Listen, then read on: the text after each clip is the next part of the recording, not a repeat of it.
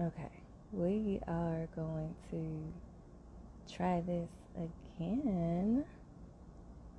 Let's see here.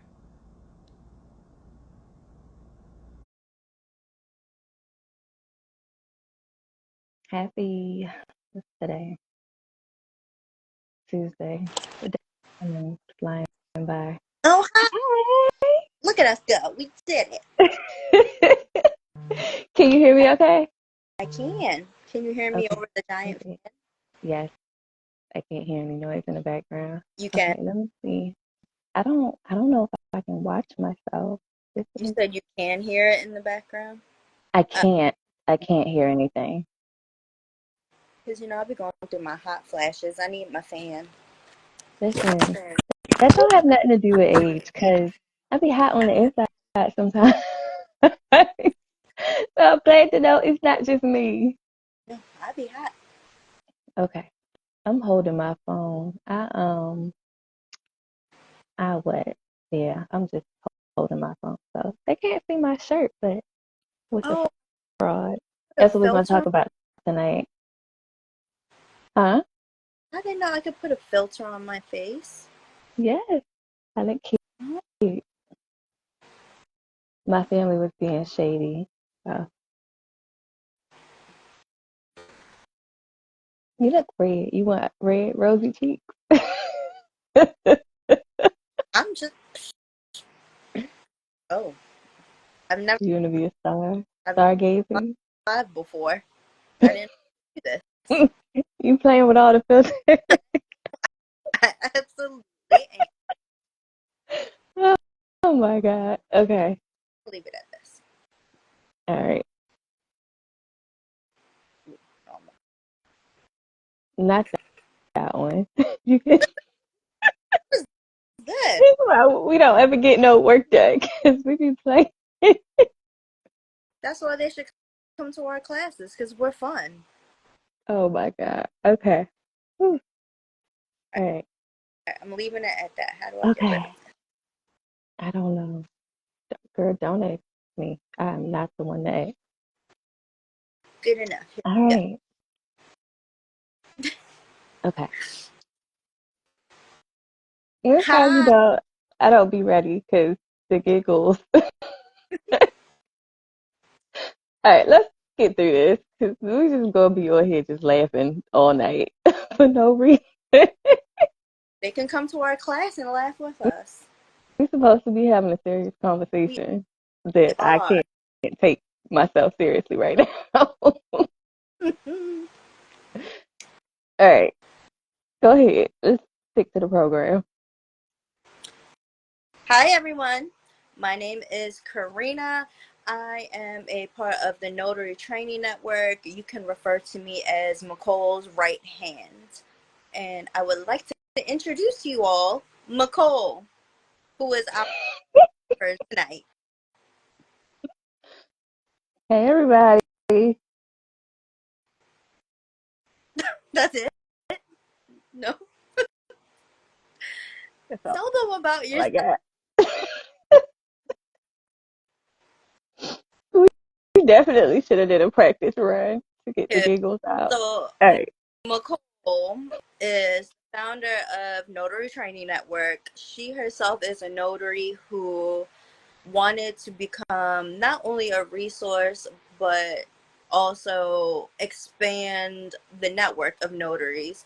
So, we all know that we see each other as collaboration over competition.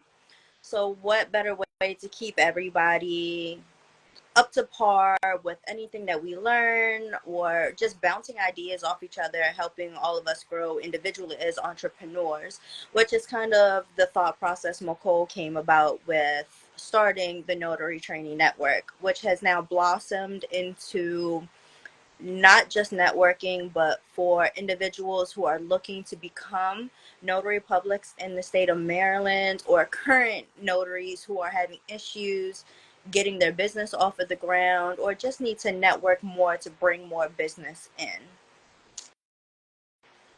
And we are going live tonight because we have a very special announcement. But first, I want to give the stage to Nicole if she has anything that she wants to add that we may not have touched on. No. What I'm just not gonna say too much. Okay. So, we do, as part of the Notary Training Network, Wait, we do I'm want to. sorry. Yes, I do have something to say. I think this is a cool way for us to switch over our mentoring sessions. So it's gonna be like a quick live so they can get a taste before they come and get all that we got to offer. It's like a sampler. Which brings me to my next thing. Um, so we recently had a notary within our community that has came up with an issue that McCole actually had to help troubleshoot. So one of the notaries actually got requested to notarize a fake diploma for someone. First time client. This notary has never met this client, but was requested to notarize a high school diploma that our notary actually was able to look at that diploma and notice a few things that was not quite right to determine that it was a fake diploma. Um, it did come up in one of our mentoring sessions that Nicole had just mentioned. For our fellow notaries, we do have mentoring sessions where we all come together virtually, of course, and we can bounce ideas off each other. Or for situations like this, has anybody come across something is similar and how to combat that? Or what are some ways, if you're like me and you're not good with words, how can you verbally tell this client, unfortunately, I'm not the notary for you, or I'm not the best notary to help you, and point out those red flags. McCole, I know you handled that situation with that notary. Can you give us a little background about the situation and how they went about fixing that, if it was even fixed? Um, I think you pretty much said everything about it. A lot of times, notaries, especially if they're dealing with the public, they're dealing with a situation or dealing with someone in some place that they may or may not be familiar with. So they might think, oh, let me just rush and hurry up and try to get this done. And that's one reason why our people gravitate towards us in our community in the way that we do things, because we teach you quality over quantity. So if it was just a notary who's not from the state but is in the state, they may not be familiar with how our state high school diplomas look. Now, granted, I've never looked at any other state high school diplomas, so my answer may be biased because I don't know if they all have the same type of template or if it varies depending on the state. But yes, that could have been a tricky situation if the notary was not from this state, but a notary in this state to not know what our state high school diplomas look like. So I would say Google is your friend. If you ever feel like you need to let somebody know, hey, unfortunately, I'm not going to be able to notarize this document. Sometimes people, they may want a reasoning as to why, or other times you could just say, I'm not going to be able to complete this notarization. If you want to just be blunt, I could be blunt. So I'll say, I don't feel comfortable with this document, or I can't verify that this document is valid. Something depending on your comfort level, how you feel is how you would handle that situation. Red flags to look for is the alignment on the paper, if the wording may be off, if stuff may be spelled incorrectly, the spacing, all the little details that you don't necessarily think to look for is what you want to look for when you're in situations like that. You may want to feel the paper. You may want to see if it has any watermarks on the paper, simple stuff like that. That may or may not be simple because it just goes right over our head because we don't think about it. So Google is always your friend. Don't be afraid to use it. You can look up documents on Google. You can see how you're supposed to fill out documents on Google. You can get instructions for completing documents on Google. And if you just want to see what an actual document is supposed to look like, because the person should be able to tell you that this is what the document is for. And don't ever, I usually say don't second guess yourself, but sometimes in situations like that, you may need to second guess yourself just to take a moment and pause and be like, okay, wait a minute, let me just make sure that this is actually what they're saying that it is. And anytime anybody's trying to rush you to get something done, that's always a red flag. And we did have a question pop through. Okay, so the question was, how did you obtain the document before going to the appointment? I ask questions. If they're trying to tell me something and I don't, if I'm not understanding what they're saying or what they're saying isn't making sense, I just tell them to send me the document. So don't Say ever be afraid to ask for the document. Now, if it's a situation where you can't get the document beforehand, if they're just bringing it to you and it's just a straight face-to-face transaction, then you would do those additional safeguards, ask those questions. So don't ever be afraid to ask for the document before the appointment. If they're at the appointment, don't ever be afraid to ask additional questions. Sometimes you need to ask qualifying questions because I need to know if I'm even able to do the notarization, and that can be either before the appointment or while they're at the appointment. Sometimes they have to come back because they need to do things in order to prepare to get that notarization done. So you always have to be the authority in the situation and know how to maintain the control of the situation, whether it's before the appointment or in the moment. fun facts. And knowing all these things ahead of time definitely can help you prepare for your client as well as save time and money if you know upfront it's not a document that you can notarize. I'd rather know ahead of time than, traveling out there and then getting your time wasted. So that definitely helps. Hopefully it worked out Exactly. notary. Um, And I but we do always like to ask if they're making an appointment or if they're booking an appointment. If you can't tell me what you need notarized, I'm quick to cancel that appointment because you're not about to waste my time. I've been fortunate enough to not have any super crazy stories, situations that have happened for people that need to have stuff notarized. I know there's some notaries that are out there that have a whole bunch of crazy stories. I've been fortunate enough not to have none because I need to know what I'm getting myself into. period. So another question that we got was, how can a notary public protect themselves from fraud? So we can't ever fully prevent fraud, but it's good to be aware of red flags to look for. So that could be whether somebody's bringing you a document that's already filled out or somebody's bringing you a document that may have already been notarized.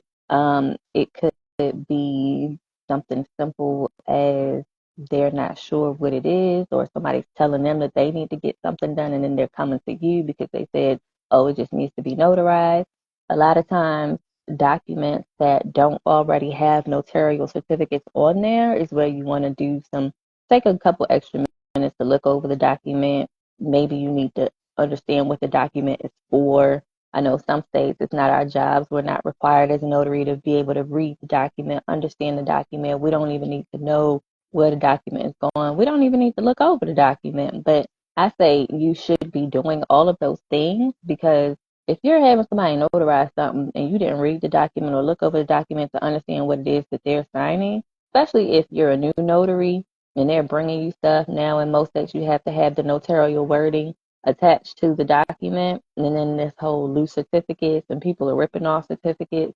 So you want to have a good idea of what it is that you're doing and how you're doing it, and even if you're just notating what it's for, because let's say several notarizations need to be completed, but you're only doing one because it's for several different people.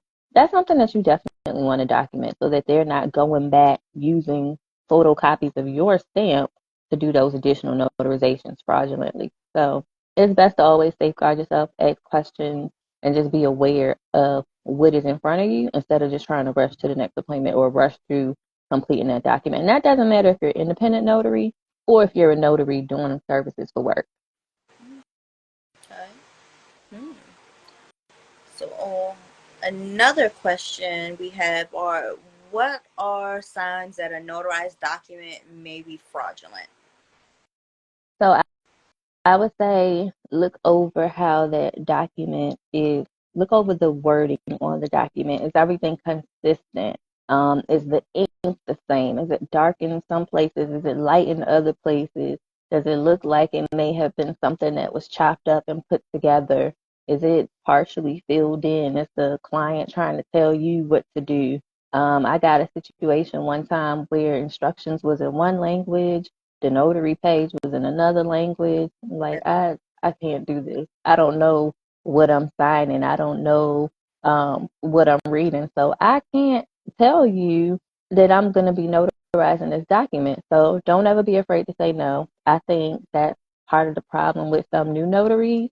They just jump into it and they're afraid to say no, or they're afraid to say that they can't do something. So don't be afraid to say no. Don't be afraid to ask questions. And always, even if you're not supposed to look over the document, you just want to familiarize yourself with what it is that you are signing and where you're supposed to be signing, and then also guiding the customer sometimes on where they need to be signing as well. But the major red flag is if somebody comes in trying to tell you how to do your job as a notary, that's a notarization I probably would refuse to do. So for the people who are afraid to say no, what are some of the potential consequences of notary fraud for the victim? Um, it could be, like I mentioned before, somebody making photocopies of your stamp. So now you have fraudulent notarizations that are being done that you didn't actually do. And then that's important to mention as well because they do have some states that don't require their notaries to use journals. So if you have somebody out here doing fraudulent notarizations with photocopies of your stamp and you don't have that recorded in your logbook, how are you supposed to dispute it if you have to go to court? So even if you're in a state that says you don't need to use a logbook or keep a journal for your notarial records, you still should be doing it as a standard industry best practice. Um, Also, another thing is if you're using that logbook, don't be afraid to put comments or put notes in your logbook. Every journal or every logbook doesn't have a space for that, so I like to recommend that, especially for new notaries getting started. Make sure they get something that has a little comment section where they can put a note for their transactions that they're doing. Only for stuff that stands out. You don't have to put a note for everything. But some things that stand out, like say there's multiple signers, but you're only notarizing for one person because there's only one person in front of you, or you may have spaces on the document that has to stay blank because it's going someplace else for somebody else to sign. So just little stuff like that. So, how can a business protect themselves from notary fraud? Businesses, I always say you have your employees do annual training. If you have notaries or if you staff notaries, you want to either invest in them getting education or have some type of required annual education mandate for them. And that can go on their employee file as well. Whether you're writing a program for them to have on the job training or whether you're paying for them to go out and get training, it doesn't matter. As long as they're being trained.